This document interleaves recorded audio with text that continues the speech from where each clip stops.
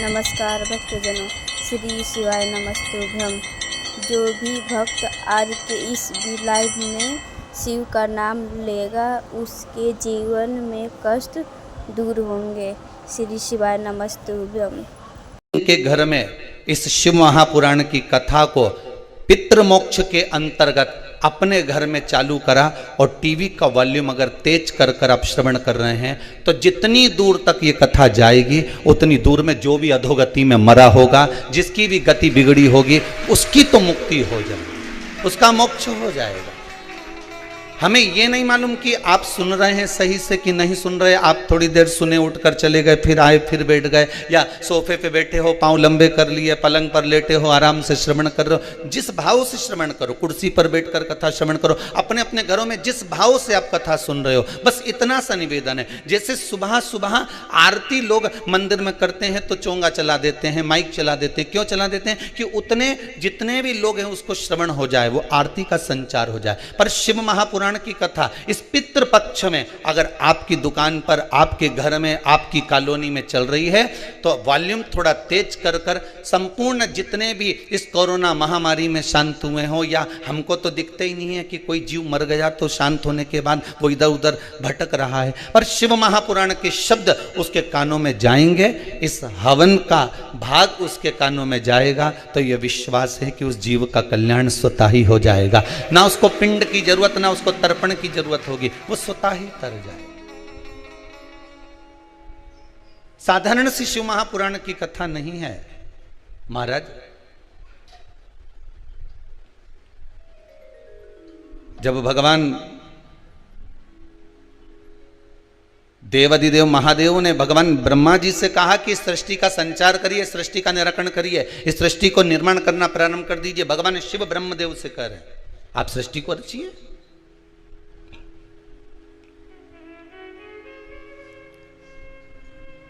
और ब्रह्मा जी ने सृष्टि की रचना करना प्रारंभ करी तो विचार करा कि मैं पहले सृष्टि को रचूं तो रचूं कैसे, क्या बनाऊं। भगवान शंकर ने अपना अर्धनारीश्वर स्वरूप का दर्शन दिया है भगवान ब्रह्मदेव को। ब्रह्मा जी आधा पुरुष बना दो, आधा स्त्री बना दो। अब ब्रह्मा जी की बुद्धि में क्या बैठा? देखो, कथा कहने वाला व्यक्ति कथा कह देगा, माता पिता को जो शब्द कहना है वो माता पिता कह देंगे, घर के बुजुर्ग को जो शब्द कहना है वो घर के बुजुर्ग कह देंगे। पर आपकी बुद्धि कैसी है, आपका चित्त कैसा है, आपका विवेक कैसा है, आप कितना किस तरह से झेल रहे हैं, कितना किस तरह से ग्रहण कर रहे हैं, ये आपके ऊपर है। एक गिलास में पानी है, थोड़ा सा भरा हुआ, दो व्यक्ति बैठे हैं, आपने एक से कहा ले साहब पानी पी लो, तो वो बोला ये आधा गिलास तो खाली है। फिर दूसरे के, उसने कहा अच्छा हुआ आपने आधा गिलास भर के लेके आए। उसने पूछा क्यों? अगर पूरा गिलास भर के लेके आते तो झलक जाता तो मेरे कपड़े गीले हो जाते। अब एक व्यक्ति कह रहा है कि ये आधा गिलास खाली है, और दूसरा व्यक्ति कह रहा है कि आधा गिलास अच्छा हुआ तुम भर कर लेकर आए। इसमें अच्छा हुआ ये आधा गिलास भरा है, अगर मालूम पड़े पूरा भरा होता तो आधा तो झलक जाता, आधा तो गिर जाता। ये अच्छा हुआ कि आप आधा भर कर लेकर। गिलास वही था, पानी भी उतना ही था, पर व्यक्ति की सोच पर आधारित है। एक को खाली नजर आ रहा है, एक को भरा हुआ नजर आ रहा है। खाली नजर आने वाले को खाली ही दिखेगा, भरे नजर आने वाले को भरा ही दिखेगा। एक बड़ा सुंदर संवाद है महाराज जी। ब्रह्मा जी क्या विचार कर रहे हैं कि अर्धनारीश्वर स्वरूप का दर्शन दिया तो ब्रह्मा जी ने विचार कर लिया कि मुझे आधा पुरुष बनाना है, आधा स्त्री बनाना है। भगवान शंकर ने कहा था एक पुरुष बनाना, एक स्त्री बनाना। आधा आधा का मतलब है कि आधे ये बना तो आधे ये बना। पर उनकी बुद्धि में तो ये बैठ गया कि आधा आधा मिलाकर बना देना है। जितना हम ग्रहण कर रहे हैं, एक गुरु जी के दो चेले भोजन करने के लिए गए। अब गुरु जी के चेलों ने भोजन करने के लिए जजमान क्या गए, जजमान ने उनको भोजन कराया, बड़े प्रेम से जिमाया। दोनों चेले वापस आए, एक बड़ा प्रसन्न था, दूसरे का मुख उतरा था। गुरु जी ने पूछा क्या बात है, आपका चेहरा क्यों उतरा हुआ बेटा? चेला बोला बस गुरुजी पूछो ही मत, क्यों जजमान ने दोनों में कोई दिक्कत दे दी क्या? इसका मन प्रसन्न है और इसका मन डाउन है, ये थोड़ा सा उतरा हुआ। तेरे को आसन अच्छा नहीं लगाया था क्या? नहीं, दोनों को एक जैसा आसन लगाया था। अच्छा, तो भोजन में अंतर था क्या? इसको ज्यादा खीर खिला दी हो, तेरे को खीर कम दे दी हो? नहीं नहीं गुरुजी, भोजन भी एक जैसा खिलाया। तो दक्षिणा कम थी क्या? नहीं नहीं गुरुजी, 2-2 रुपए दोनों को दिए। फिर दिक्कत क्या हुई बता?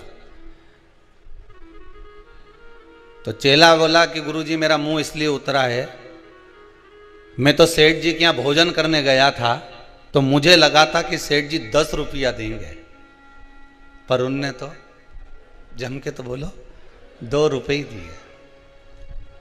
अच्छा, फिर गुरुजी ने पूछा दूसरे चेले से, ये बता तू इतना प्रसन्न क्यों है? अरे गुरुजी, मुझे तो लग रहा था कि सेठ जी इतना कंजूसड़ा है, इतना कंजूसड़ा है कि 8 आने से ज्यादा देगा नहीं या 1 रुपया से ज्यादा देगा नहीं, पर जब मैं भोजन करने गया और उसने 2 रुपए दिया नहीं तो हमारा तो दिल प्रसन्न हो गया गुरुजी, इतना आनंदित हो गया कि मेरा मन प्रसन्नित हो गया।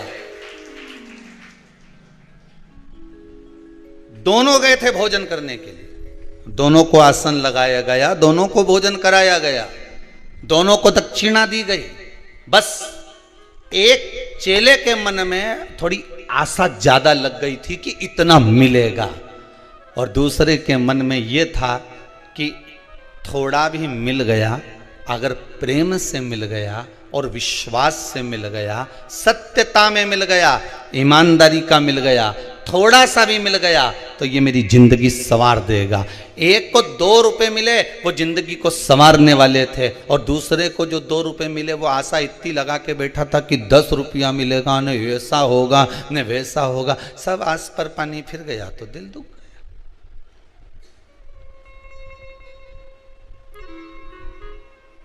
शास्त्र कितनी सुंदर बात कहता है, आशा एक राम जी से दूजी आशा छोड़ दे, नाता एक भोले जी से दूजा नाता तोड़ दे, साधु संगे राम रंगे अंग अंग रंगिए, जाई विधि राखे भोले ताई विधि रही है। तुम्हारे मन चित्त वृत्ति जिस भाव में भगवान रखे उस भाव में रहने का प्रयास करिए, जहां भगवान जिस भाव से रखने का प्रयास करे आपको उस भाव से रहिए महाराज। पर अपने जीवन को सत्यमय बनाओ, क्योंकि शंकर को सबसे ज्यादा इस महा बेलपत्र से भी ज्यादा प्रिय मेरे शिव को अगर कुछ है तो क्या प्रिय है? जम के बोलिए जरा, सत्य प्रिय। शिव को अगर बेलपत्र से भी ज्यादा अगर कुछ प्रियता लगती है, मेरे भोलेनाथ को अगर इस बेलपत्र से भी ज्यादा प्रिय है तो वो सत्य प्रिय है। सत्यम शिवम सुंदरम, सत्य प्रिय। शंकर की प्रियता सत्य में है, शिव की प्रियता सत्यता में। और जब हम सत्य की ओर अग्रण्य होते हैं महाराज,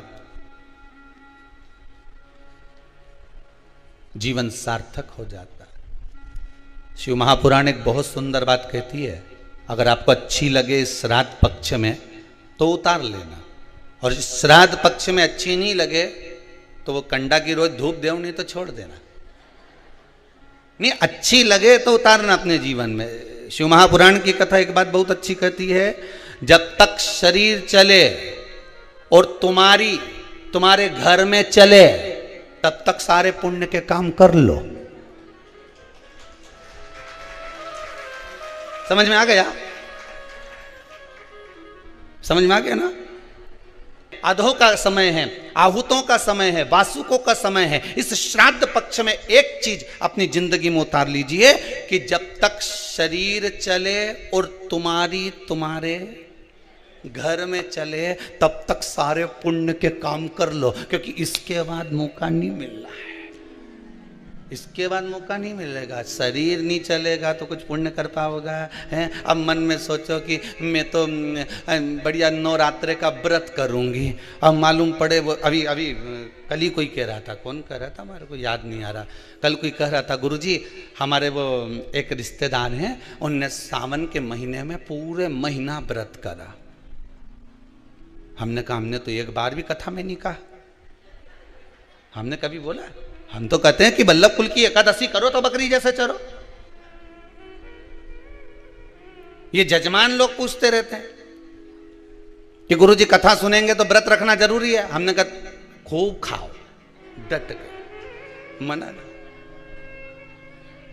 हम मालूम यहाँ तक हम तो कह देते हैं महाराज जी, श्रीमद् भागवत में कहा कि भागवत सुनने का नियम क्या है। शिव महापुराण में ये वर्णन नहीं करा कि भागवत में वर्णन क्या कि श्रीमद् भागवत कथा श्रवण करने का नियम क्या है। तो कहा एक फल का सेवन करो, श्रीमद् भागवत कथा को पूरी सुनो। हम भी कहते हैं एक फल का सेवन करो, शिव महापुराण पूरी सुनो। इतने में काम नहीं चले तो एक समय फलहार करो। फरियाल नहीं बोला है, फरियाल एक अलग डिजाइन हो गई है, फलहार एक अलग डिजाइन हो गई। फरियाल में वो साबूदाने की खिचड़ी, बर्गर, चिप्स और मैं भूल गया, राजगिरे की पूड़ी और खीर और आलू का हलवा, ये सब फरियाल में आ गया। फलहार में केवल फल का एक समय फलहार करो, पर शिव महापुराण की कथा पूरी सुनो। इतने में भी काम नहीं चले तो एक समय फलहार करो, दूसरी समय फरियाल करो। अब आई वही साबूदाने की खिचड़ी, अब आ गई फरियाल करो, पर शिव महापुराण की कथा जम के तो बोलो जरूर सुनो। इतने में भी काम नहीं चले तो एक समय फरियाल करो, फलार नहीं, फरियाल करो, पर शिव महापुराण की कथा पूरी सुनो। इतने में भी काम नहीं चले तो एक समय फरियाल करो, दूसरे समय भोजन करो, पर शिव महापुराण की कथा जरूर सुनो। और अच्छे से सुन लो, इतने में भी काम नहीं चले तो दोनों समय भोजन करो, पर शिव महापुराण की कथा सुनो नहीं, जरूर सुनो। और इतने में भी काम नहीं चले तो कथा में जब जाओ तो टिफिन लेके बैठ जाओ, पर शिव महापुराण की कथा जरूर सुनो। पर कथा नहीं छोड़ना, अपन काय को कथा छोड़े।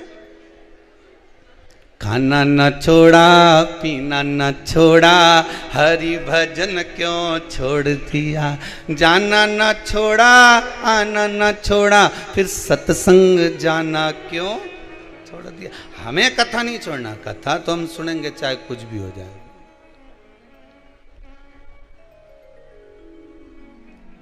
चित्तवृत्ति में रख जाए कथा। एक को भरा हुआ नजर आ रहा है, एक को हल्का नजर आ रहा है। हम कथा कैसे छोड़ दें? आप जिस भाव से श्रवण कर रहे हो, जिस भाव से आप सुनना चाहते हो, उस भाव से सुनो। नवरात्रि में गुरुजी हम भूखे रहकर कथा सुने। कहा हम, वो कह रहा था कोई कि हमारे रिश्तेदार ने सावन का व्रत करा, कुछ नहीं खाया, फिर अब वो आपसे मिलने का कर। हमने कहा मिलना क्यों, ये तो बताओ। ना जाने कौन सी व्रत में ना जाने क्या खा लिया कि एक नाड़ी में कुछ ऐसा हो गया है, तो वो 2-3 दिन से हॉस्पिटल में पड़े। तो हमने कहा हमने नहीं किया था व्रत करो, हम तो के खूब चरो। अब मालूम पड़े तुम्हें शुगर बीपी और हम कहते व्रत करो। 2-3 दिन तक तो कथा सुनोगे, चौथे दिन मालूम पड़े बीपी शुगर ऊंचा नीचा हो गया, तुम हॉस्पिटल में पड़े, कथा कौन सुनेगा? इसलिए तुम तो सुनो। कौन किस भाव से कथा रस तत्व को ग्रहण कर रहा है।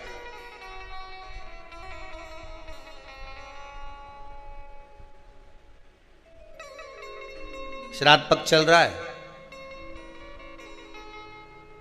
बस अपने जीवन में एक बात को अच्छे से उतार लेना, जब तक शरीर चले और तुम्हारे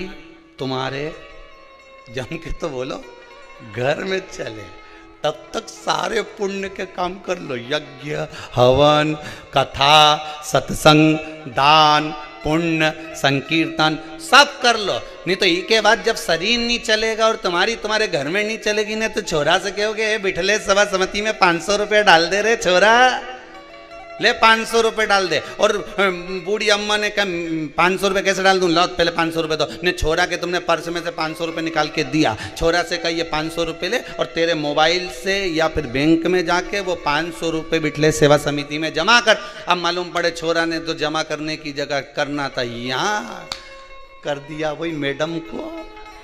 मैडम भी खुश, क्यों जी आज 500 कैसे जमा करा कि डोकरी वहाँ भेज रही थी, मैंने यहाँ भेज दिया। अब तो जा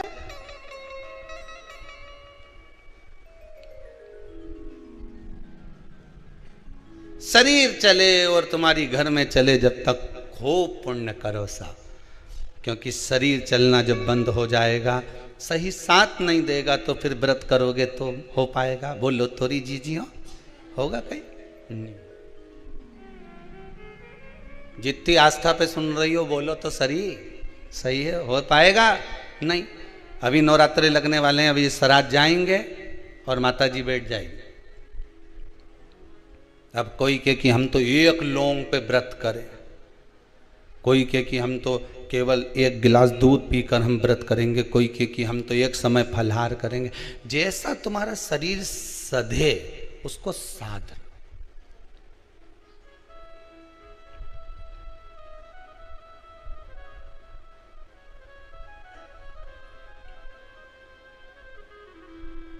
जैसा शरीर सधे।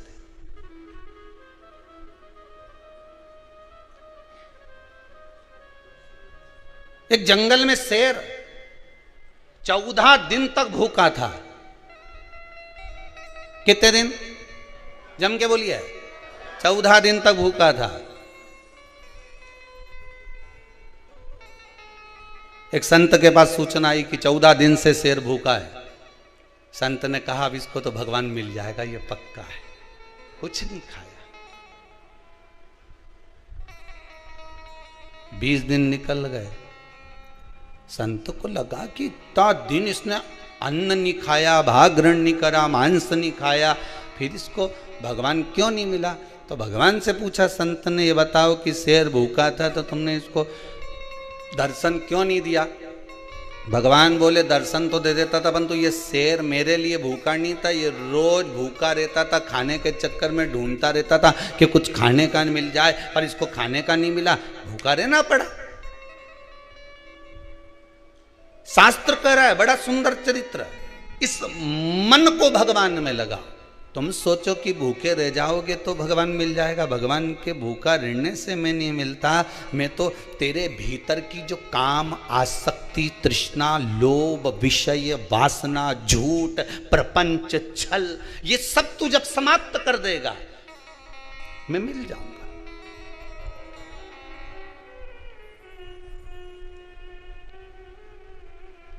दूसरों की स्त्रियों के प्रति, नारियों के प्रति, कन्याओं के प्रति दृष्टि तो तुम्हारी गलत है, और केवल नवरात्रे में 9 दिन व्रत रख के तुम ऐसे हो जाओ कि मैं तो एकम से लेके 9वीं तक कहीं नहीं खाऊं।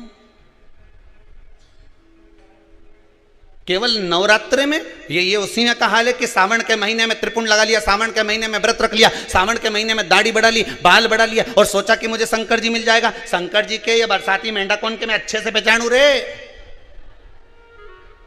भोलानाथ जी भी कहे इनके बरसाती के मेंढा कौन को मैं पहचानू, ये बरसात में ही निकले केवल, उसी तरह सावन में नजर आए। तो ये ढोंग और प्रपंच भगवान को प्रसन्न नहीं है। भगवान को प्रियता निर्मल मन सो मोहि पावा, मोहि छल छिद्र कपट ना भावा। भगवान को प्रियता क्या है? केवल एक निर्मलता का स्वभाव, निर्मलता का मन, चित्त, वृत्ति, तुम्हारा अच्छा भाव। भगवान को ये नहीं चाहिए कि तुम भूखे कितने हो, भगवान ये नहीं देखता कि तुमने कितने समय तक तप करा, भगवान तो ये देखता उस तप में तुमने मेरा मिलेगा। साल भर, पूरे वर्ष भर नारियों को, स्त्रियों को, अन्यों को निहारते रहे और सबके लिए गलत सोचते रहे, और मालूम पड़े नवरात्रे में मैंने 9 दिन व्रत रख लिया, अब 10वें के दिन कौन छोड़े, एकादशी का व्रत और करूंगा, फिर 12दशी के छोड़ूंगा। कहीं कहीं का ऐसा भी भेरू है। उस चित्तवृत्ति में तुमने भगवान को कितना रिझाया। तुम करो व्रत, खूब करो, डट के करना। तुम दान करो, डट के करो, कोई दिक्कत नहीं। तुम कमाई करना तो भी डट के करना। तुम्हें जो करना है अच्छे से करो, दिल से करो। पर जितने दिल से तुम कमाई करते हो, जितने दिल से तुम दूसरा कार्य करते हो, उतने दिल से अगर आप व्रत कर रहे हो तो उस व्रत में उतने ही दिल से भवानी का स्मरण भी करना, शंकर का अनुमोदन भी करना, राम और कृष्ण का भजन भी करना, भगवत भक्ति में उतना डूबना जिससे परमात्मा तुम्हें प्राप्त हो जाए।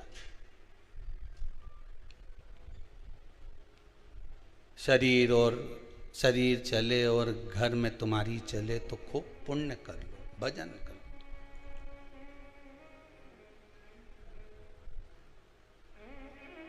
कईयों की तो टीवी देखते समय टीवी के सामने ही नहीं चले, दादी रिमोट दे दे मेरे को, अभी मेरा डोरेमोन आ रहा है, रिमोट दे।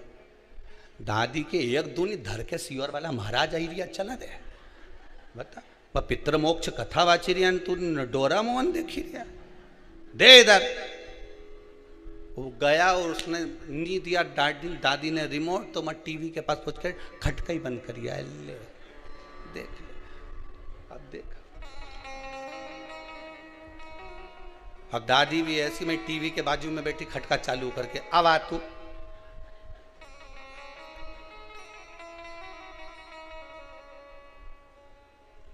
देखो एक बात आपको कहें, छोटे बच्चों को उपहार बड़ा प्रिय लगता है, लगता है ना, कुछ चीज दोगे, गिफ्ट दोगे, बड़ा प्रिय लगता है। और बच्चों ने कुछ मांगा, उपहार तुम कुछ नहीं दे पाए, तो बच्चा रोएगा कि नहीं रोएगा? अरे बोलो तो जम के। इतनी दूर गई थी, सीहोर गई थी, कथा सुनने गई थी, मेरे लिए क्या लाई? अब उसको समझाओ कि भैया सीहोर तो माँ कुबेरेश्वर धाम से 12 किलोमीटर दूर था, वहाँ जंगल में तो महाराज ने कुबेरेश्वर महाराज के बिठाया, वहाँ ना तो बिस्कुट मिले ना चिप्स मिले ना वहाँ पर कच्छू मिले, बस दोनों टाइम महाराज जी भोजन करा दे, एक बार नाश्ता करा दे, 2 बार चाय पिला दे, छुट्टी। अब यहाँ कहाँ जाए इतनी दूर, बताओ। तो मेरे लिए क्या लाई? अब बच्चों को उपहार प्रिय है, और मालूम पड़े तुम बच्चों को उपहार नहीं दोगे तो रोएगा कि नहीं रोएगा? अगर उपहार तुमने कोई चीज देना चाहिए और बच्चे को नहीं दी तो वो रोएगा, पर जो उसके हित में होगा वही तो तुम दोगे। बोलो तो सही, जो अहित का होगा वो दोगे क्या? एक बात अपनी जिंदगी में उतार लीजिए, उपहार बच्चों को नहीं दिया तो थोड़ा समय रोएगा, फिर चुप हो जाएगा, पर बच्चों को यदि अच्छा संस्कार नहीं दिया तो जिंदगी भर रोएगा, फिर कोई चुप नहीं करा पाए। उपहार नहीं दिया तो बच्चा थोड़े समय रोता है, चुप हो जाता है, पर बच्चों को यदि अच्छा संस्कार नहीं दिया तो बच्चों को जिंदगी भर रोना पड़ता है, जिंदगी भर।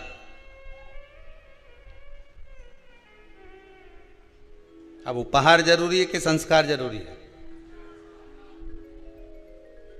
जिस घर में पानी की कमी होती है, जिस गांव में पानी की कमी होती है, वहाँ की फसल बिगड़ जाती है, जहाँ संस्कारों की कमी वहाँ की नस्ल बिगड़ जाती है। हम पहले भी कथा में बोले हैं, जिसको दुनिया चुनती है वो संसद में जाकर बैठता है, और जिसको मेरा शंकर चुनता है वो शिव महापुराण में जाकर बैठता है। अगर आप भी टीवी के सामने, भले आस्था चैनल के सामने शिव महापुराण की कथा को, पितृमोक्ष शिव महापुराण की कथा को, इस पावन पितृ शांति यज्ञ का दर्शन कर रहे हो, पितृ शांति हवन का दर्शन कर रहे हो, इन ब्राह्मणों के द्वारा निर्मित इस पावन 24,000 श्लोक की इन आहुतियों का दर्शन कर रहे हो, शिव महापुराण का दर्शन कर रहे हो, ब्राह्मण भोज का दर्शन कर रहे हो, भोजन भंडारे का दर्शन कर रहे हो, गौ माता का दर्शन कर रहे हो, तो भाग्यशाली समझना। जिसको मनुष्य चुनता है वो संसद में बैठता है, जिसको मेरा शंकर चुनता है वो सत्संग में बैठता है, वही शिव महापुराण में बैठता है। ये तो तुम्हारे हाथ में रिमोट रखा है, बदल सकते हो टीवी, पर तुम्हारा चित्त, तुम्हारी वृत्ति, तुम्हारा मन शंकर से अगर लगा हुआ है तो समझ लेना तुम कथा नहीं सुन रहे हो। अगर आपका मन कथा में लगा हुआ है तो आप कथा नहीं सुन रहे हो, शंकर कथा को श्रवण कर रहा है, शिव सुन रहे। और आपके घर में अगर टीवी चल रही है, शिव महापुराण की कथा मोबाइल पर, फेसबुक पर, यूट्यूब पर या टीवी पर चल रही है, उसका जो वॉल्यूम बढ़ा हुआ है, उसके शब्द जैसे सिंह गर्जना करता है, शेर धाड़ता है, तो छोटे छोटे जीव भाग जाते हैं, हिरण आदि छोटे छोटे पक्षी पशु भाग जाते हैं। उसी तरह जब शिव महापुराण के शब्दों की गर्जना होती है तो ना जाने कितने पाप कर्म हमारे चले जाते हैं और ना जाने कितने जीवों का कल्याण हो जाता है, मात्र उसकी गर्जना से, मात्र शिव महापुराण के स्मरण से, शंकर के अनुमोदन से। ब्रह्मा जी ने केवल एक उनकी चित्त वृत्ति से विचार कर लिया ब्रह्मदेव ने।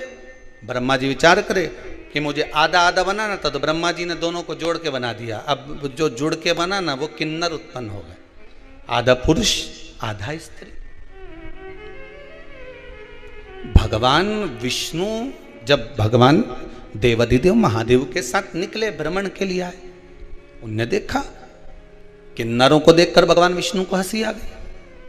भगवान शंकर को अच्छा नहीं लगा, प्रभु ये आपने गलत कर दिया, आप हंसे क्यों इन पे? कि भगवान विष्णु बोले भगवान महादेव जी से, आपने बोला था सृष्टि को रचने के लिए, आपने कहा था आधा पुरुष बनाना आधा स्त्री बनाना, ब्रह्मा जी ने दोनों को भेला करके बना दिया। अभी आपको कथा में कहा जिसकी बुद्धि में जैसा होगा कथा वैसी मिलती है। आप अच्छा सोचकर कथा सुनोगे तो आपको अच्छी मिलेगी। आपने कथा में अगर बैठे हो और बुराइयां छाटना चालू कर दी कि महाराज जी ने क्या बोला क्या नहीं बोला, क्या करा क्या नहीं करा, तो तुम केवल बुराई छाटने बैठे हो तो बुराई ही मिलेगी।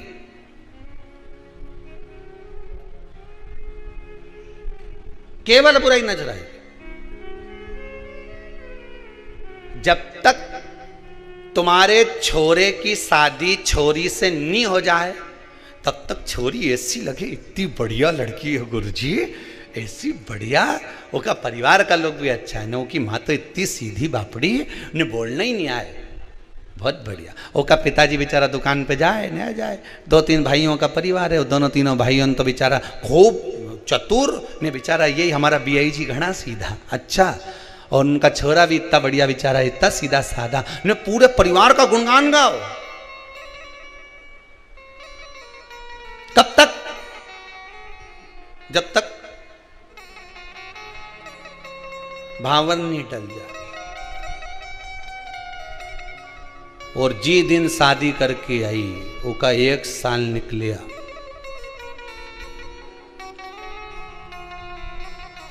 उसके बाद तो मोबाइल पे बात करने की भी डिजाइन बदल गई।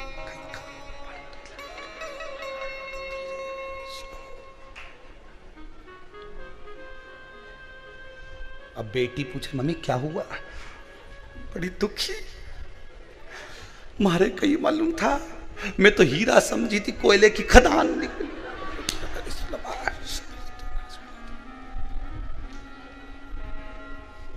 वो ऐसो कोई नहीं रे, या हीरा को परखइयो राम, कोई नहीं रे। अभी तुम्हारी दृष्टि अच्छी थी इसलिए उसकी माता भी अच्छी लग रही थी, बोलो सही है कि गलत है? अभी तुम्हारी दृष्टि अच्छी थी इसलिए उसके पिता भी अच्छे लग रहे थे, बोलो सही है कि गलत है? तुम्हारी दृष्टि अच्छी थी, तुम सीधी थी इसलिए सामने वाले सीधे नजर आ रहे थे। बहू आने के बाद तुम टेढ़ी हो गई तो जम के बोलो सामने वाला भी टेढ़ा हो गया। दृष्टि का भेद है महाराज, इसके सिवाय कुछ भी नहीं है। अब क्या कह रही है? ये सब उसकी माँ सिखा रही है। पहले क्या बोल रही थी? उसकी माँ तो ऐसी पगली होके कहीं नहीं यार, बेचारी सीधी सादी। हाँ उसकी चाची on तेज है, न उसका छोटा भाई तेज, न वो तेज, पर माँ सीधी, न उसका बाप सीधा। अब कौन नजर आ रहा है? वो तो जब जाए नहीं जब उसकी माँ कहीं ना कहीं सिखाए। अब ये कौन बोल रही है? जम के बोलो जरा। सास बोले तो हम सासू से ये पूछें, ईमानदारी की बात बताओ, दृष्टि का भेद है। काला कलर का चश्मा पहनोगे तो सब काले ही नजर आएगा, धर्म का चश्मा पहनोगे तो सब धार्मिक नजर आएगा, पुण्य का चश्मा पहनोगे सब पुण्यवान नजर आएगा, चोरी का चश्मा पहनोगे सब चोर नजर आएगा, संस्कारवान का चश्मा पहनोगे सब संस्कारवान नजर आएगा। धर्मात्मा को धर्मात्मा दिखता है, पुण्यात्मा को पुण्यात्मा दिखता है, पापी को पापी दिखता है, कपटी को कपटी दिखता है, बेईमान को बेईमान दिखता है, छली को छली दिखता है, प्रपंची को प्रपंची दिखता है, झूठे को झूठा नजर आता है। जैसी आपकी दृष्टि होगी सामने वाला वैसा नजर आएगा। आप टेढ़े हुए तो सब जम के बोलो टेढ़े नजर आने लगे। आप बुराई देखना बंद कर दो। हमारी बहू जैसे पहले बोलती थी ना, इतनी बढ़िया है, इतनी बढ़िया, सब बढ़िया है, सब आनंद है, सब चीज में। अब अच्छा देखो तो सरी। अरे वाह, दुर्योधन को कोई अच्छा ही नहीं मिला। भगवान के संसार में कहीं का अच्छा नहीं, सब बेकार। और युधिष्ठिर से कहा पूरे संसार में एक आध तो ढूंढ ला इनका बुरा, कि सब अच्छे। दोनों की दृष्टि में अंतर था, वो बुरा देखे न वो अच्छा देखे। दुनिया के लोगों की आदत है, यहाँ तो भगवान में लोग बुराई ढूंढ लेते हैं। वारे भगवान बांके बिहारी गजब, कितना लड्डू खाता हो तुम गजब। गणेश जी महाराज क्या लड्डू ही लड्डू में चकाचक रहे हो, कितना भोग लगे गणेश जी महाराज तुमके, कितना। गणेश जी महाराज मन में सोच रहे मेरी जगह आके तो बैठे एक बार। ये इतना लोग मेरा दर्शन करने आए, इतना प्राण खा जाए कि लड्डू खाने की फुर्सत ही नहीं मिले, कई लड्डू खाओ।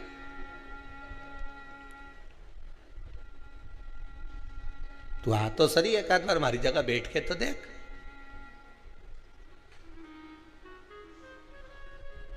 मैं 3 घंटा कथा में बैठे हुआ सियोर वाली महाराज की तो बाबा रामदेव का सारा आसन लगा ले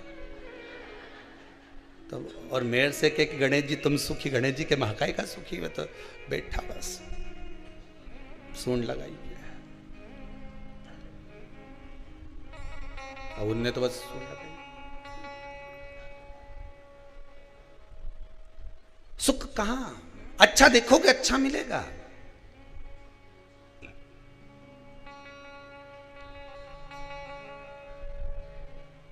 कितना खर्च करने के बाद भी सुख का अनुभव नहीं होता। शादी में कितना खर्च करते हो जाता है, सब आइटम जोरदार जोरदार बनना चाहिए, गुलाब जामुन, इमरती, भजिया, पकोड़ा, मीन चाउमीन, ये और पानी पतासा, और ये सब तैयारी खूब जोरदार करी। गरम की गरम माल खिलाया, बीआईजी के खूब जोरदार खिलाया। और कहीं कथा सत्संग में जाओ, ठंडी पूड़ी मिले, बोलो जम के खाओ कि नहीं खाओ, उसमें भी क्या जोरदार भोजन बना साहब, भगवान का प्रसाद में तो आप रूप स्वाद आ जाए। तो यही स्वाद में शादी में क्यों नहीं आए? लाखों रुपए खर्च करे, कितना खर्चा करा,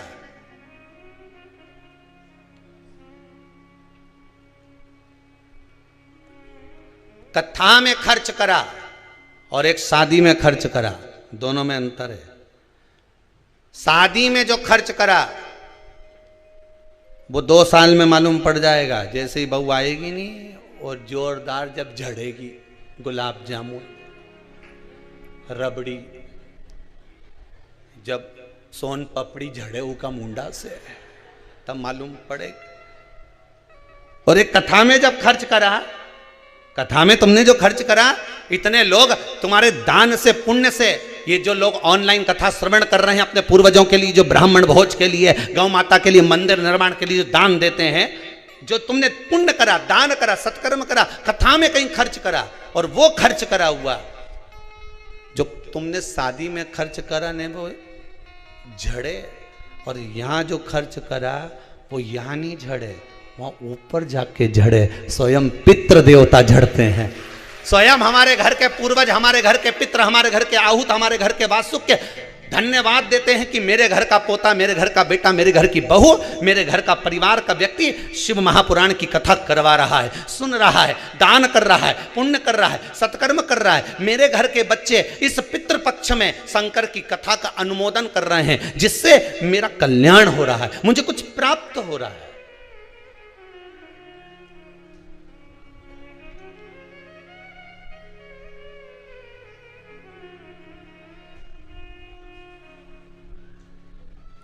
कुछ मिल रहा है, आपकी बुद्धि जैसी होगी, चित्तवृत्ति जैसी होगी, वैसा हमें प्राप्त हो रहा है, वैसा हमें मिल रहा है। अच्छा, एक बात तो समझ में नहीं आए मेरे को कि ये अभी तो अपन फिर भी समझ जाएगा, जो अभी की पीढ़ी है ना, ये तो समझ जाएगी कि एकम का श्राद्ध ने, द्वितीया का श्राद्ध ने, तृतीया का श्राद्ध ने, चतुर्थी का श्राद्ध ने, पंचमी का श्राद्ध। पर इनके जब अंग्रेजी स्कूल में पढ़ा देंगे और ये जब आप विदेश में नौकरी करने जाएंगे तो कहीं तुम्हें याद करे? अरे बोलो तो सही, निपटा हुआ के कौन याद करेगा कि हमारा पिताजी एकम के गया, काका जी ने दूज के गया था, तीज के गया था। अब तुम वो अपनी पत्नी के भी थे कि वो दूज का श्राद्ध है हमारा दादाजी का, तो पत्नी बोले कहाँ की दूज, और बोल भी मत देना दूज, नहीं तो वो दूज। तुम दूज बोलो वो 2 छे, वो क्या कहाँ की दूज, मैं तो पहचानू ही नहीं है दूज के। पति बोले फर्स्ट सेकंड, हाँ तो ये सेकंड कब सेकंड, तो पति फिर समझाए शुक्ल पक्ष का कि कृष्ण पक्ष का कि ऐसा कि, अब पढ़े लिखे बच्चों को कौन समझाएगा कि ये दूज है कि तीज है। इसीलिए कथा कह रही है शरीर चले और तुम्हारी घर में चले तब तक पुण्य कर लो दादा, नहीं तो सेकंड और फर्स्ट में फंसा देंगे।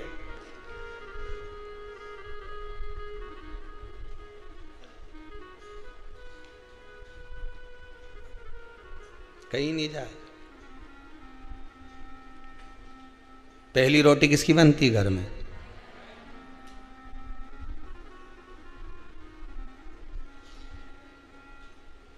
पर जिसके यहां बहुत जल्दी रहे, नहीं मेरे को जाना, जल्दी रोटी बना, उन्होंने कहा अभी बना के ले 2 पराठा, और वो पहले नंबर का पराठा ही ले जाके दे दिया।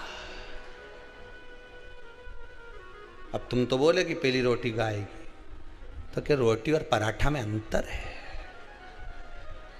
पर यह शास्त्र के कि तवा पे तो डली नहीं, कढ़ाई पे तो पड़ी नहीं, मतलब जो पहली बनी वही पहली जाना थी। पर के अब उनके जल्दी जाना था तो रोटी, अब किसी ने कथा में कह दिया कि बता हमने तो सियर वाला महाराज का मुंडा से सुनी थी कथा, वो में कहा था कि पहली रोटी गाय के देना चाहिए, तुमने पहला पराठा बना के उनके गाय खिलाया, तो क्या कहीं गौ माता से कम है? कहीं पवित्र गौ माता।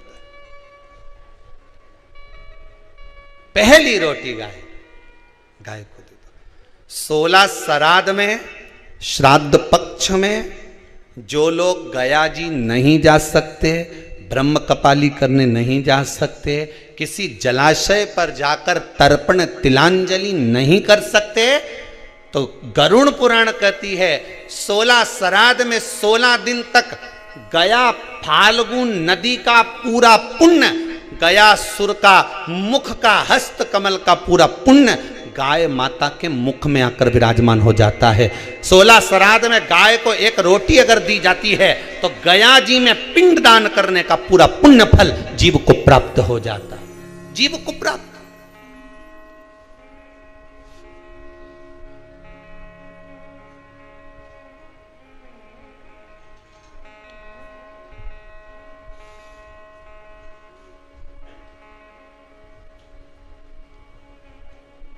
पूरा पुण्य प्राप्त हो जाता है। अगर गया नदी नहीं जा सकते, फाल्गु पर नहीं जा सकते, गया का पिंड करने नहीं जा सकते, 2 चीजें अपने जीवन में उतार लीजिए। एक 16 श्राद्ध में हमें गाय को रोटी देना है, खूब तला हुआ, खूब पका हुआ, खूब घी में या तेल में तर बताए, जगह जगह पर पॉलीथीन वगैरह खा लेती है। बोलो खाती कि नहीं खाती? पॉलीथीन जब गाय खाती है तो उसके पेट में जम जाता है, उससे गाय के पेट में कैंसर हो जाता है। उसको तुम अच्छा पदार्थ खिलाओगे तो गाय हो सकता है कि बीमार पड़ने लगे। इसलिए ज़्यादा घी का, तेल का कोई पदार्थ गौ माता को ज़्यादा ना दीजिए। इसलिए हमने जैसे आपको कहा कि निःशुल्क पितरों की शांति के लिए जो कोरोना में शांत हो गए उनके लिए ये यज्ञ रखा है, हवन रखा है। हमने तुरंत आशीष जी को, समीर जी को ये बात कही कि एक काम करो, साथ में हवन तो चल ही रहा है, थोड़ी सी लापसी तैयार करो, और लापसी तैयार करके गौ माता को प्रतिदिन जो जो शांति में उनके निमित्तार्थ थोड़ा थोड़ा सा गौग्रास ही जाए पर जाना चाहिए। एक हवन वो जो अग्नि में सांकल्य छोड़ी जा रही है, जो गाय का घी छोड़ा जा रहा है और पितरों को मिल रहा है, और दूसरा गौ माता के 16 दिन तक 16 श्राद्ध में मुख में गया क्षेत्र रहता है। गया जी और ब्रह्म कपाली के पिंड का दान पुण्य अगर कहीं प्राप्त करना है तो गाय के मुख में मिलेगा। गाय के मुख क्यों दी जाता है कौवा को भोजन? श्राद्ध पक्ष में कौवे को भोजन क्यों दिया जाता है? क्यों छत पर ले जाकर रोटी का टुकड़ा डालते हैं? काशी, कांची, अवंतिका अयोध्या आदिक आदिक जितने पावन क्षेत्र हैं, जगन्नाथ, द्वारका, रामेश्वरम, बद्री नारायण, जितने जितने पुण्यशाली क्षेत्र हैं, मथुरा आदिक जितने, वृंदावन आदिक जितने पुण्य क्षेत्र हैं, शिव महापुराण की कथा में, स्कंद पुराण में लिखा है कि जितने पुण्यशाली क्षेत्र हैं, सारे पुण्यशाली क्षेत्र, चाहे चित्रकूट हो, अयोध्या हो, काशी हो, उज्जैनी हो, त्र्यंबकेश्वर हो, जितने पुण्यशाली क्षेत्र हैं, सारे पुण्यशाली क्षेत्र में पिंडदान होता है। बोलो मालूम है कि नहीं आपको? मालूम? सब दूर तर्पण होता है, सभी जगह पिंड होता है, सभी जगह तर्पण होगा, पिंड होगा। तो श्राद्ध पक्ष में तुम इतनी सारी जगह जाकर तर्पण कर सकते हो क्या? जम के बोलिए, नहीं कर सकते। इतनी सारी जगह जाकर पुण्य कर सकते हो क्या? नहीं कर सकते। इतनी सारी जगह जाकर तुम ब्राह्मण को भोजन करा सकते हो क्या? नहीं। इतनी सारी जगह जाकर ना पिंड दे सकते, ना तर्पण कर सकते, ना पुण्य कर सकते। अब ये 16 दिन में इतने तीर्थ कितने, हजारों में तीर्थ, इतने तीर्थ में जाकर कहां पुण्य करोगे, कहां पिंड दोगे? तो उसका एक निर्णय निकाल दिया कि पितरों के देवता आर्यमा कौवे पर बैठते हैं। काय पे बैठते हैं? कौवे पर। तो एक काम करो, जब हम पितरों के देवता आर्यमा कौवे पर बैठकर पितृलोक से 16 दिन जब भ्रमण के लिए निकलते हैं तो घूमते हैं, तो क्यों ना एक काम करें कि कौवे के लिए भोजन छत पे डाल दें। हमारे छत का कौवा जब अन्न का भाग ग्रहण करेगा, पितरों के देवता को बिठाकर जब घूमने के लिए निकलेगा, तो जहां जहां घूमने जाएगा, जब जब बीच में कोई तीर्थ पड़ जाएगा, तो वहां के पिंडदान का फल हमको मिल जाएगा। इसलिए कौवे को भोजन कराया जाता है।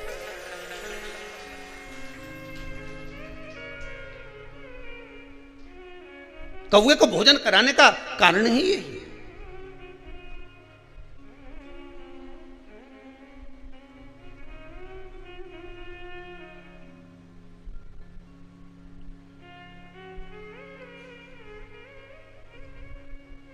अभी गणेश जी विसर्जन हुए, गणेश जी को जल में विसर्जन किया, तो आपके मन में एक प्रश्न तो खड़ा होगा, आया तो होगा कि गणेश जी के 10 दिन तक बिठाओ, नित्य पूजन करो, ने पाठ करो, ने अर्चना करो, ने 10वें दिन इनके विसर्जन कर दो, और वो भी पानी में कर दो।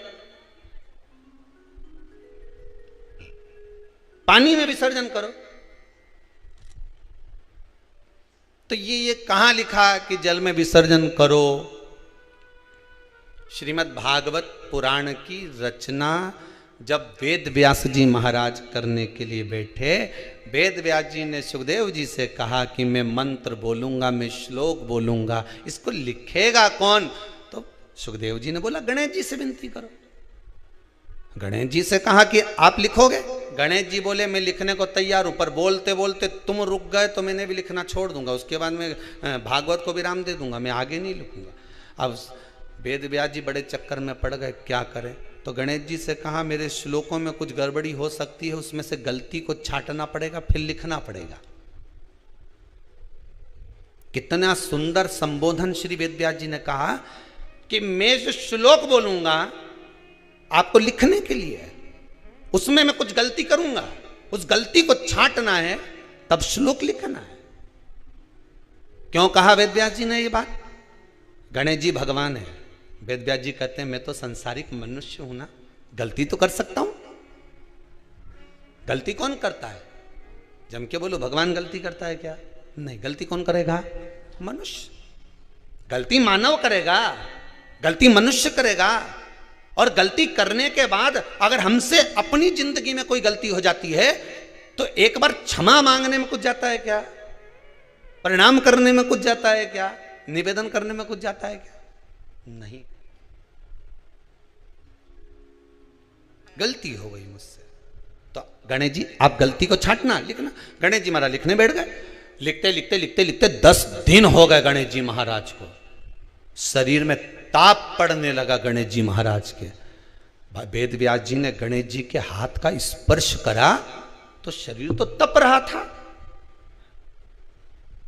वेद व्यास जी ने वहीं पर श्रीमद् भागवत के श्लोकों को विराम दे दिया। अब नहीं बोले। गणेश जी लिखते लिखते लिखते लिखते लिखते लिखते थक गए, ताप पड़ गया, शरीर गर्म हो गया। वेद व्यास जी ने कब करूं क्या, 10 दिन से लिख रहे हैं और शरीर पर ताप पड़ रहा है, करा क्या जाए। उन्होंने गणेश जी का हाथ पकड़ा, उठाया और कहा चलो प्रभु हमारे साथ में। वेद व्यास जी गणेश जी को ले गए और ले जाकर शीतल जल में श्री गणेश जी महाराज को बिठा दिया। गणेश जी को पानी के अंदर उनको विराजमान कर दिया कि अब आप ताप को थोड़ा ठंडा कर लीजिए। शीतल जल में बिठाया। उस दिन से नियम हो गया कि 10 दिन गणेश जी बैठते हैं और फिर उनका विसर्जन होता है पानी के अंदर, जल के अंदर, शरीर का ताप मिट जाए। तो गणेश जी ने वचन दिया है वेद व्यास जी महाराज को, आपने मेरे ताप को मिटाने के लिए मुझे जल में बिठाया है।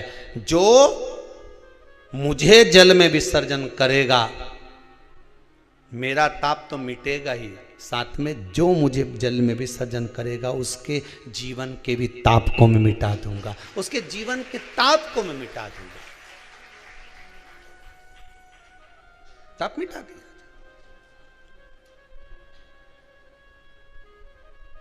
पर करो गणेश जी का विसर्जन, मना नहीं है हो, पर अच्छे से करो रे हो। अब मत छोरा छोरियों तो निशाना लगा है, वो हमारा गणेश जी जई रिया, वो हमारा सबसे आगे पहुंचा तो इधर वाला ने इधर से फेंका, हो गया।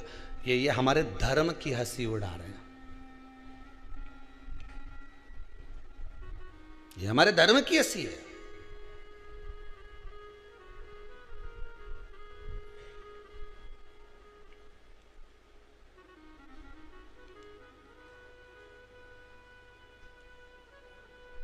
धर्म को बचाने का प्रयास एक हिंदू ही कर सकता है। आप बचाइए। अभी एक जगह पर कहीं कार्यक्रम था और वहाँ 2-4 लोग मिलने के लिए आए, और मिलने के लिए आए तो उनमें से एक बोले कि गुरुजी ये सब आपको राम राम कहेंगे, जय श्री कृष्णा कहेंगे, पर ये जो भैया साथ में आए ना ये बड़े चिढ़ते हैं भगवान के नाम से,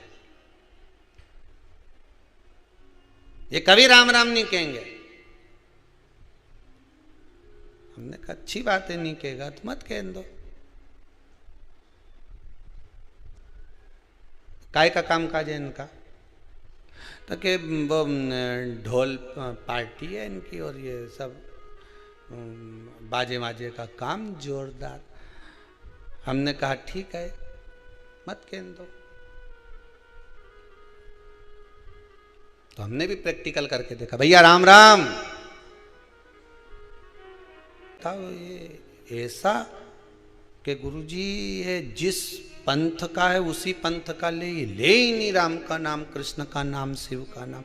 हमने भी मन में सोचा, रे महादेव तूने अच्छे अच्छे बहरू के सुधार दिया दादा, ये कहां से आया?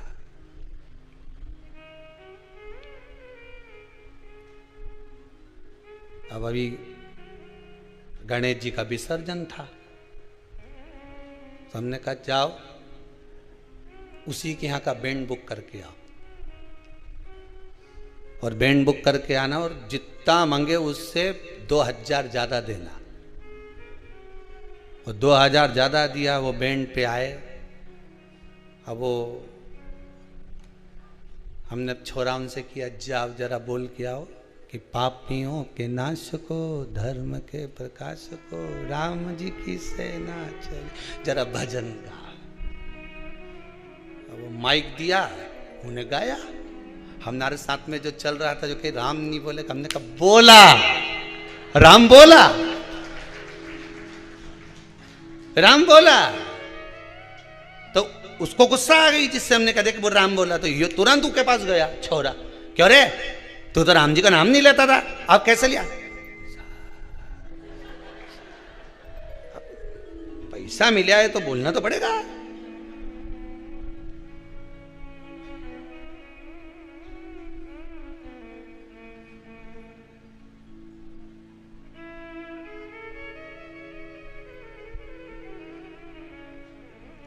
पूरी दुनिया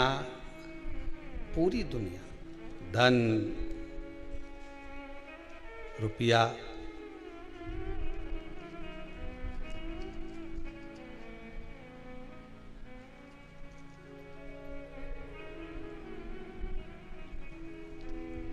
एक जरा सा कुछ कर्म भी किया जाए तो पूछ लिया जाए कि भाई धन कितना मिलेगा,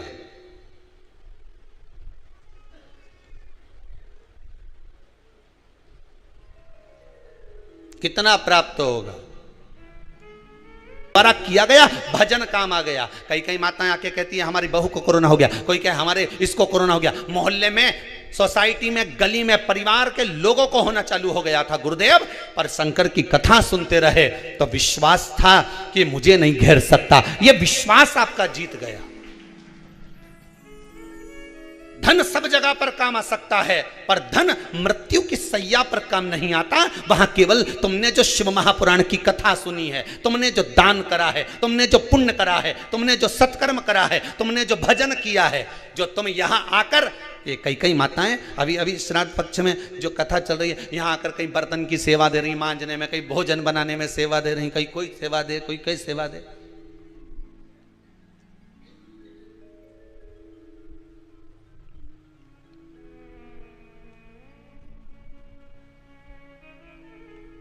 सेवा तुम कर दो।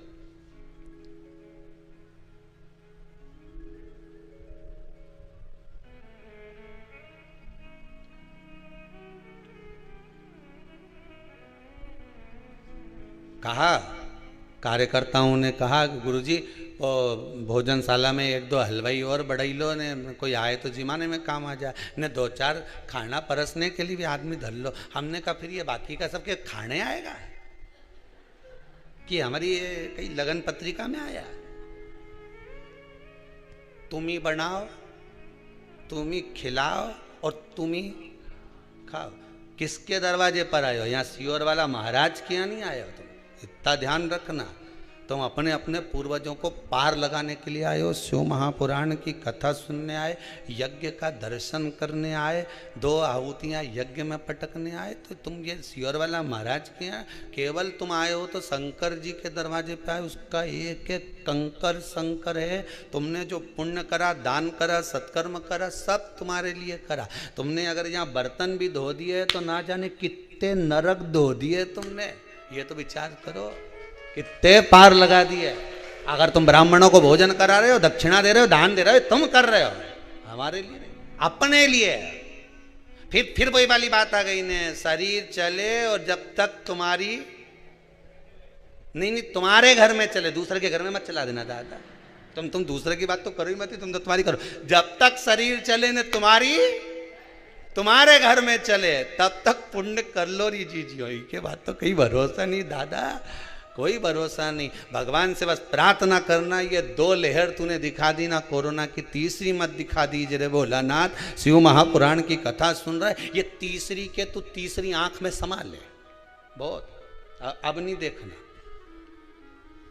धन हर जगह काम आ जाएगा, पैसा हर जगह काम आ जाएगा, सत्ता हर जगह काम आ जाएगी, पर तुम्हारा पुण्य, तुम्हारा सत्कर्म, तुम्हारा भजन, तुम्हारा कथा श्रवण करना, तुम्हारा स्मरण, तुम्हारा दान, ये कहीं काम आएगा। तो तुम्हारे प्राण छोड़ते समय अंतिम क्षण में तुम्हारा किया गया सारा सत्कर्म का लेखा तुम्हारे सामने होगा।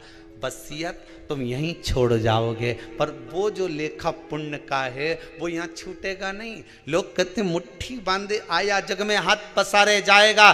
शिव महापुराण की कथा कहती है हाथ पसारे नहीं जाएगा, तेरे हाथ में वही पुण्य रख कर भेज दिया जाएगा जो तू कर कर जा रहा है, जो तू कर कर जाएगा। अरे अपने हाथ में दिन भर तुम मोबाइल चलाते हो, अरे बोलो तो सही, चलाते क्यों चलाते? पर थोड़ी देर 1 बजे से 4 बजे तक तुम मोबाइल को थोड़ी देर के लिए उंगलियों को बंद कर फेसबुक यूट्यूब पर ले जाकर छोड़ देते हो। कथा आ रही है, शिव महापुराण की कथा चल रही है, मुझे कानों में हेडफोन लगाकर सुनना है, मैं चित्तवृत्ति लगाऊंगा कथा में, मेरे पूर्वजों का उद्धार करना है। मैंने पिंड भले नहीं कराओ, मैंने ब्राह्मण भोज भले ना कराया हो, मैंने गौ माता को अगर एक रोटी भी नहीं दी तो कोई बात नहीं, पर शिव महापुराण की कथा अगर 16 श्राद्ध में मैं श्रवण कर लेता हूं तो ये मेरा विश्वास कहता है कि मेरे पूर्वज तर जाएंगे। मुझे विश्वास है कि मेरे पूर्वज मुझ पर आशीर्वाद प्रदान करेंगे, क्योंकि किसकी कथा चल रही है? पितरों की। और पितरों की घर की बेटी माता पार्वती जी की माता मैनावती है। मैनावती कि पुत्री माता पार्वती है, पार्वती जी के पुत्र श्री कार्तिकेय, गणेश, और ये सब है, ये संबंध हम जोड़ने के लिए निकले हैं। संबंध। और जब संबंध जोड़ने के लिए निकले हमें कुछ संबंध। भोलेनाथ मेरा है, डमरू वाला मेरा है,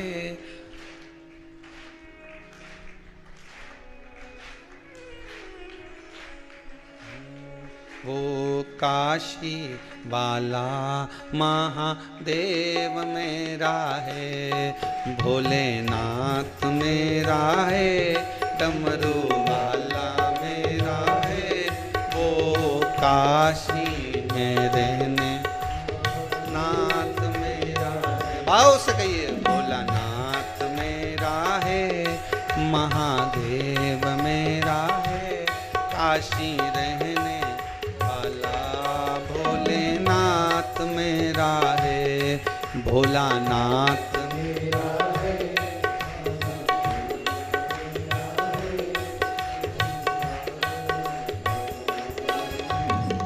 भगवान शिव की कथा करिए, शिव तत्व हमारा। भगवान शंकर करुणा सागर, त्रिकालदर्शी, कैलाशी, अविनाशी, भगवान ओगड़ दानी, त्रिकालदर्शी, कैलाशी, शिव में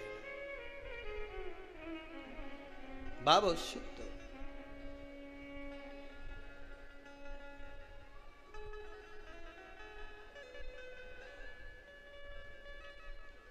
और जब ओगड़दानी शिव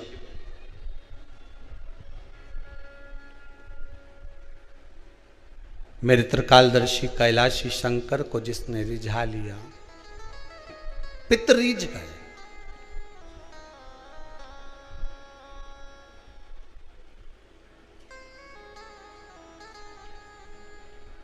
पर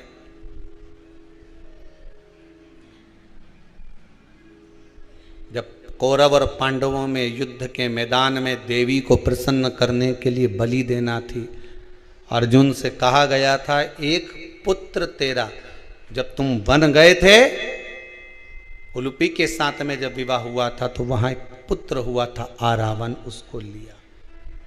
आरावन का संबोधन था, दादाजी मैं मरने को तैयार हूं पिताजी, पर एक बात है, मैं कुंवारा नहीं मरना चाहता।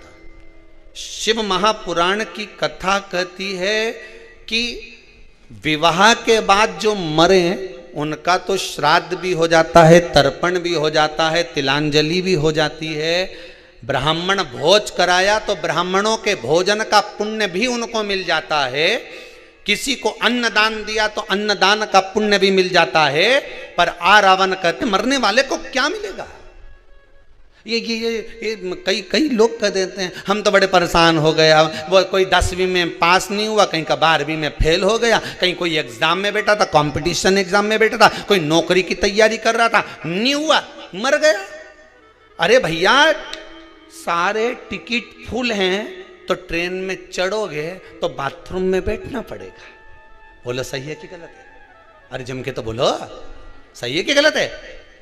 अब बाथरूम में बैठकर जाना पड़ेगा और वहां भी धक्के खा रहे लोग, कह रहे चलो बाहर निकलो, हमें अंदर जाना है। फिर बाहर निकला भैया, फिर टीसी, फिर चले गया, टीसी ने आवाज लगी चल निकाल बाहर, नहीं निकल, बाहर निकाल, नहीं निकल, निकल आई, कौन है अंदर, नहीं निकल, टीसी आवाज लगाए, नहीं निकला। अब उसी तरह टिकट फुल है ना, तुम चले जाओ, उसी तरह भगवान ने तुम्हारी उम्र लिख के भेजी थी इतना साल जिएगा और तुम जबरदस्ती की, नहीं मैं तो रस्सी बांध के मरूं, नहीं मैं तो ये खा के मरी जाऊं, नहीं मैं तो ट्रेन के नीचे कूदी जाऊं, नहीं मैं तो ये करके मरी जाऊं। अब मर तो गए पर ऊपर तो सीट फुल, फिर क्या करोगे? तो कि ये भटकता रहे, इके भूत प्रेत बना दो, डाकनी पिशाचनी चुड़ैल बना के भेज दिया, उन्हें भटकता फिरे। अब दिखे तो है ही नहीं, वे तो हवा के रूप में घूमे, इतना में बीच बीच में टीसी आता रहे, वही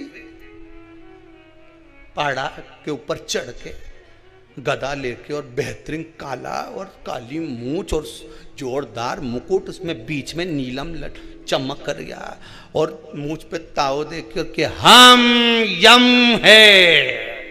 इके इतनी देर में जैसे टीसी आवाज लगाए थे इके टिकट याद है ही नहीं, पुण्य का टिकट होता। फिर बीच बीच में यमराज आके डराता रहता है, कहाँ भटक रिया है बेरू, भटके रोता है जीव, वो प्राण तो छोड़ देता है, मर तो चले गया, भटके रोए। जिसके घर का जीव रहता उसके दरवाजे पर रोज जाकर विनती करता है। देखो श्राद्ध पक्ष में कोई तो श्राद्ध पक्ष में दिया तो सरी, अरे ये कथा कह रही है दादा, श्रीमद् भागवत में वर्णन आया है, पर गोकर्ण ने धुंधकारी के लिए कितना दान दिया। बोलो सही है कि गलत है? अरे बोलो तो सही। भागवत सुनी कि नहीं सुनी? बहुत सारा महाराज उनकी आए टीवी पे, तुम कभी भी चालू करके सुन लो। उन्होंने धुंधकारी के लिए ने गया जी का श्राद्ध करा, ने ब्रह्म कपाली करी, ने पिंडदान करा, ने तर्पण किया, ने ये किया, ने वो किया, सब किया, इसके बाद भी नहीं तरा।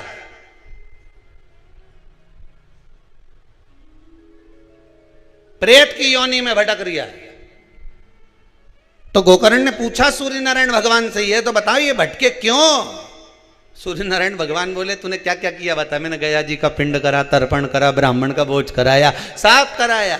तो इका नाम नहीं बोला क्या? नहीं बोला। जब सीवर वाला महाराज का व्हाट्सएप पे लिख के भेज दिया तो कोई टेंशन, नाम तो बोला। फिर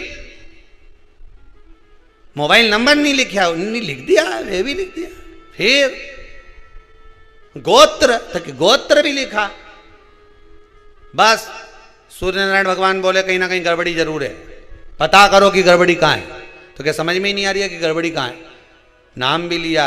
जब गया जी में पिंडदान करो, कहीं ब्राह्मण के भोजन कराओ तो हाथ में चावल जल वगैरह लेके संकल्प छोड़ो कि नहीं छोड़ो? नाम ये न गोत्र ये, और जो संकल्प दिया तो नाम गोत्र सब बोला। फिर क्यों नहीं तरा? सूर्य नारायण भगवान के चिंता लग गई तो वे नारायण भगवान के पास पहुंचे। नारायण जी से पूछा, प्रभु ये बताओ कि ये धुंधकारी तरे क्यों नहीं? इसका गया जी का श्राद्ध हो गया, इसकी ब्रह्म कपाली हो गई, ब्राह्मण का भोज हो गया, सब कुछ करा, गाय का दान भी करा, पर ये तरे क्यों नहीं? तो नारायण ने कहा हमारे नहीं समझ पड़ रही कि इतना गोत्र भी बोला, नाम भी बोला, इसका पिताजी का नाम भी बोला, कि माता जी का नाम भी बोला, पर तरे क्यों नहीं? तब नारायण पहुंचे भगवान शंकर जी के पास में। हर हर शंकर जी ने पूछा, भोलेनाथ जी से पूछा, भगवान विष्णु ने, ये बताओ कि प्रभु ये धुंधकारी का नाम लिया, गोत्र लिया, गया जी का श्राद्ध करा, पिंडदान करा, ब्राह्मण भोज करा, सब कुछ करा, फिर ये तरे क्यों नहीं? शंकर भगवान ने उसी समय पर नंदी के बुलाया और नंदी के बुला के पूछा, इधर अरे नंदी अब तू बता कि ये क्यों नहीं तरे? अब जितना निर्णय यमराज करता है उतना ही निर्णय नंदी करता है। नंदी ने कहा प्रभु एक बात क्यों, थोड़ी अंदर की बात है। शंकर जी बोले चाहे अंदर की हो चाहे बाहर की हो, बोल दे जरा, जम के बोल जरा। तो नंदी ने तुरंत कहा प्रभु बात इतनी सी है कि जब जब पिंडदान करा, जब जब तर्पण करा, जब जब ब्राह्मण भोजन कराया, जब जब तिलांजलि करी गई, तब धुंधकारी का नाम धुंधकारी बोला गया। ठीक है, गोत्र आत्मदेव का बोला गया, आत्मदेव का पुत्र था ना, आत्मदेव का बोला गया। फिर बोला जा रहा था इधर का, इसलिए तर नहीं पाया, इसलिए नहीं तरा, मोक्ष नहीं मिला। अब जितने लोगों ने भी व्हाट्सएप पे नाम लिखा ने गोत्र लिख के भेजा, अच्छे से भेजा है नहीं भाई? कमेंट बॉक्स में जरूर बाद में क्यों हमने तो यज्ञ में भेजा था। और सीवर वाला मिश्रा जी ने 24,000 श्लोक की आहुतियां छुड़वाई, ने 21 ब्राह्मण के बुलाया, ने खूब आहुतियां दिलवाई। इसके बाद भी कहीं का बोले कि अभी भी तुम्हारे यहाँ पितृदोष रह गया तो फिर समझ लेना। इसलिए निवेदन है, ये 7 दिन कथा चल रही है, बहुत सावधानी से जिन जिन ने नाम भेजा, गोत्र लिखकर भेजा, सही भेजा। तो 21 ब्राह्मण जो यज्ञ कर रहे हैं, सवेरे उठकर वो लोग सबसे पहले संकल्प देते हैं गोत्र का कि आज इनकी आहुति है। तुम्हारे धन की मूलता नहीं है, उन जीवों को तारने की मूलता है।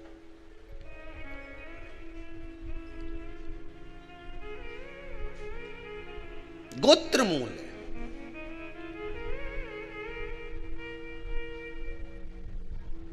और जो गोत्र नहीं जानते उनसे तो हम इतना ही कहेंगे कि शिव जी का नाम ले लीजिए। शंकर भगवान से शादी में पूछा गया था, पंडित जी ने पूछा था तुम्हारा नाम बोलो शंकर, गोत्र बोलो शंकर। पंडित जी बोले कुछ खा पी के आए हो क्या? शंकर जी बोले मुस्कुरा के जरूरत ही नहीं अपने, तो अपने जरूरत ही नहीं, तो क्या कुछ पिए विए हो क्या? शंकर जी बोले वो तो कब से पी रहे हैं, कब से जिंदगी हो गई साहब, राम नाम का भर भर प्याला खूब पिया। और जो एक बार भगवान के नाम का प्याला पी ले वो तो वैसे ही अलमस्त रहे, वैसे ही अलमस्त। हमसे ही लोग कहते हैं काय सियोर वाला महाराज तुम जब देखो जब मुस्कुराता ही हुआ दिखता हो, ऐसा क्यों? पिए शंकर जी का भजन स्मरण। और आपसे भी निवेदन है, बिन पिए नशा हो जाता है जो भोले भोले गाता है, बिन पिए नशा हो जाता है जो भोले गाता है, बिन पिए नशा हो जाता है जो भोले भोले गाता है, बिन पिए नशा हो जाता है जो भोले भोले गाता है। दोनों हाथों से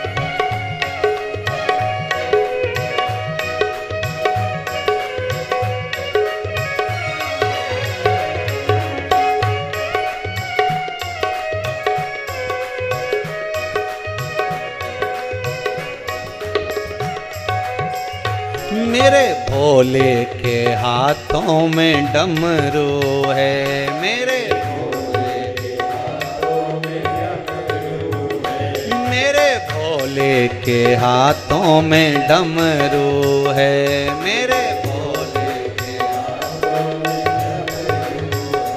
डमरू पे डमरू पे डमरू पे दिल लुट जाता है जो भोले भोले गाता है, डमरू पे दिल लुट जाता है जो भोले भोले गाता है, बिन पिए नशा हो जाता है जो भोले भोले गाता है, बिन पिए नशा हो जाता है जो भोले भोले गाता है। जय हो।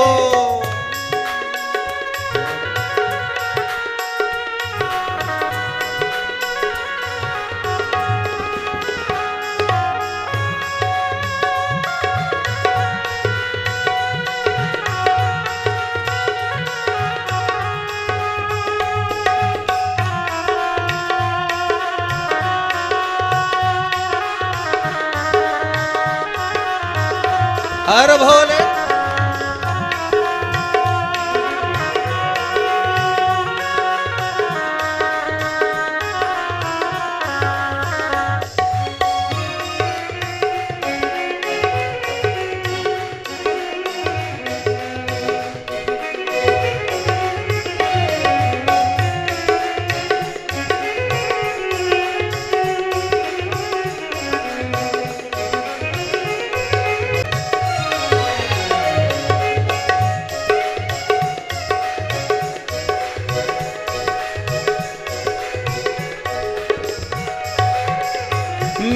भोले के हाथों में त्रिशूल है, मेरे भोले के हाथों में त्रिशूल है, मेरे भोले के हाथों में त्रिशूल है, मेरे भोले के हाथों में त्रिशूल पे, त्रिशूल पे, त्रिशूल पे दिल लुट जाता है, जो भोले भोले गाता है, त्रिशूल पे दिल लुट जाता है, जो भोले भोले गाता है, बिन भोले गाता है, बिन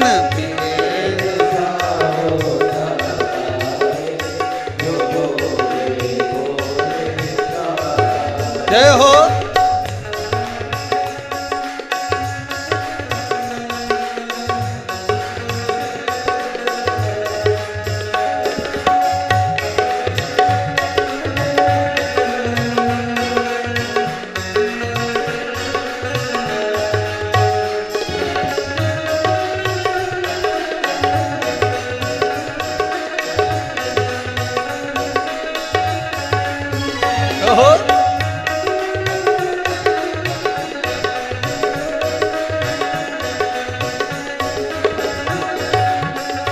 मेरे भोले के मस्तक पे गंगा है, मेरे भोले के मस्तक पे गंगा है, मेरे भोले की जटा में गंगा है, मेरे भोले की जटा में गंगा है, गंगा में दिल लग जाता है, जो भोले भोले गाता है, गंगा में दिल लग जाता है, जो भोले भोले गाता है, बिन पिए नशा हो जाता है, जो भोले भोले गाता है, बिन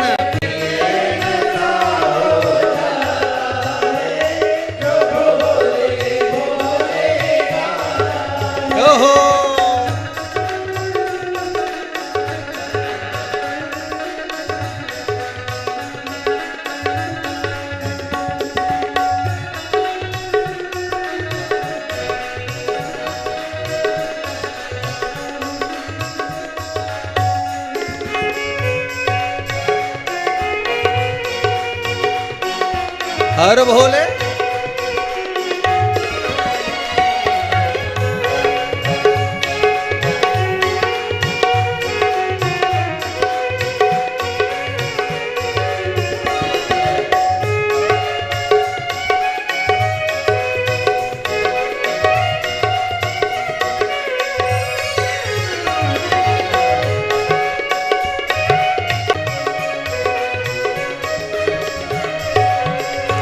मेरे भोले के हाथों में चक्कर है, मेरे भोले के हाथों में, मेरे भोले के गले में सर्प भी है, मेरे भोले के गले में सर्प है, सांपों पे रुद्राक्ष पे दिल लुट जाता है, जो भोले भोले गाता है, सांपों पे दिल लुट जाता है,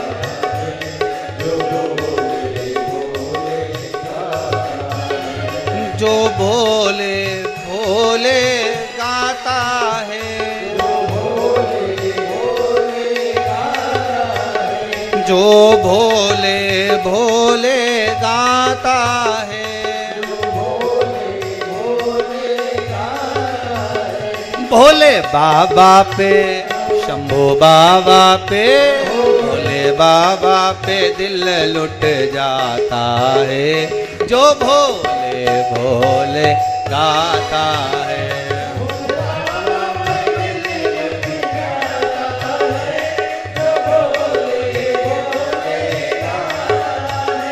भोले बाबा पे दिल लुट जाता है, जो भोले भोले गाता है, भोले बाबा पे दिल लुट जाता है,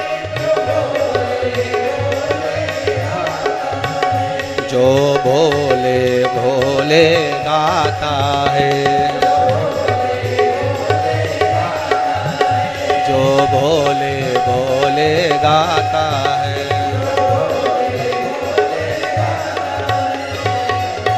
हर हर महादेव। अच्छे प्रेम से बोलो जरा, दोनों हाथ उठाकर। और जितने लोग गाड़ी चला रहे हो वो मत बोलना हाथ उठाकर हो। हर हर महादेव। भगवान शिव की कथा कर रही है।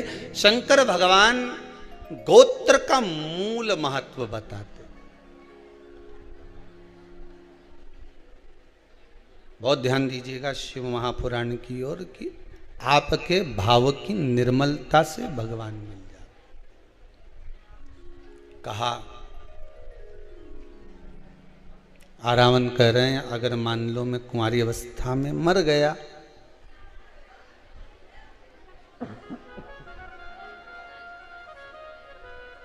और कुंवारी अवस्था में चला गया, मान लो, शिव कथा कहती है। कमेंट में जरूर लिखिए हर हर महादेव। आप सुन रहे हैं प्रदीप मिश्रा जी का प्रवचन। ना तो मेरा तर्पण होगा, ना मेरी तिलांजलि होगी, ना ही मेरा पिंडदान होगा, फिर मोक्ष कैसे मिलेगा? मोक्ष मिलने का भी तो कोई भाव हो। कहा और एक बात अपने भी जीवन में उतार कर रखिए। देखिए,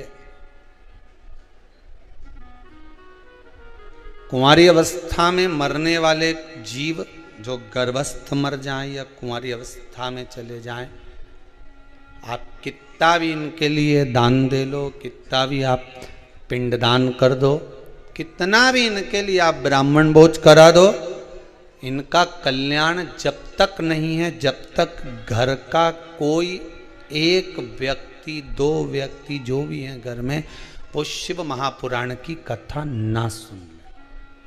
और एक बात बहुत ध्यान दीजिएगा, बाबा ने तो कृपा करी है कि श्राद्ध पक्ष में शिव महापुराण की कथा सुनने को मिल रही है।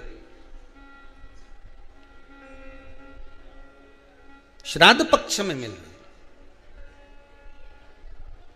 और मेरा तो माताओं से विशेष रूप से निवेदन है, पुरुष वर्ग से तो है ही, नवयुवक बच्चों से तो है ही, गर्भस्थ दुनिया के लोग तो यहां 7 पीढ़ी की बात करते हैं कि 7 पीढ़ी में अगर कोई कुंवारी अवस्था में गया होगा तो उसको मोक्ष मिल जाएगा। यहां शिव महापुराण की कथा और उज्जैनी सांदीपनी ऋषि बाबा की वो पावन धरा वावंतिका उज्जैनी में भगवान शिव के मंदिर के उस दीवाल पर लिखा हुआ है, 71 पीढ़ी तर जाती है मात्र एक शिव महापुराण की कथा श्रवण करने वाले, करवाने वाले की 71 पीढ़ी।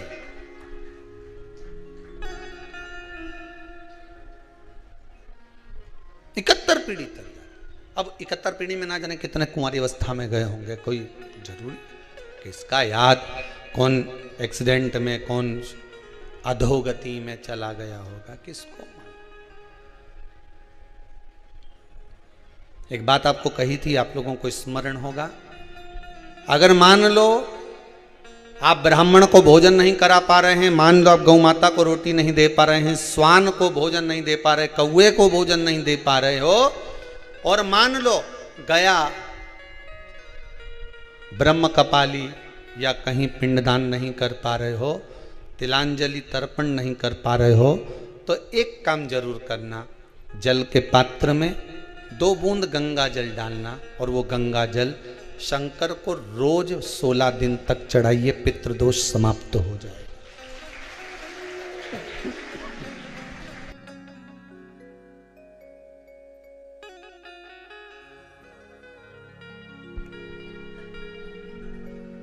पितृदोष समाप्त हो जाए।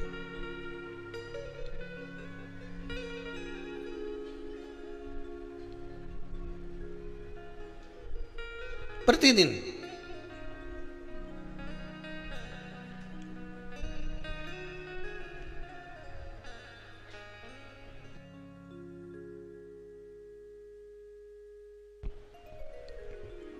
16 दिन तक प्रतिदिन चढ़ाई।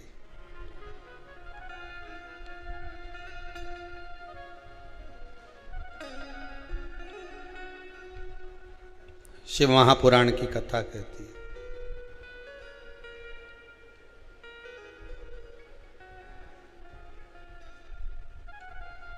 अर्धनारीश्वर भगवान का दर्शन कर कर जो ब्रह्म उत्पन्न हुआ,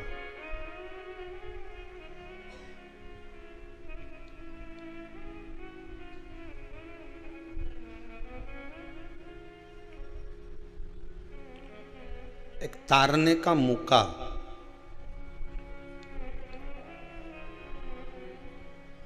अपने पूर्वजों को पार लगाने का मौका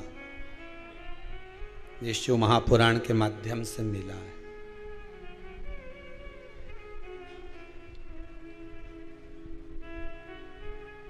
भगवान ने कृपा करी है, विश्वनाथ ने, शंभू ने।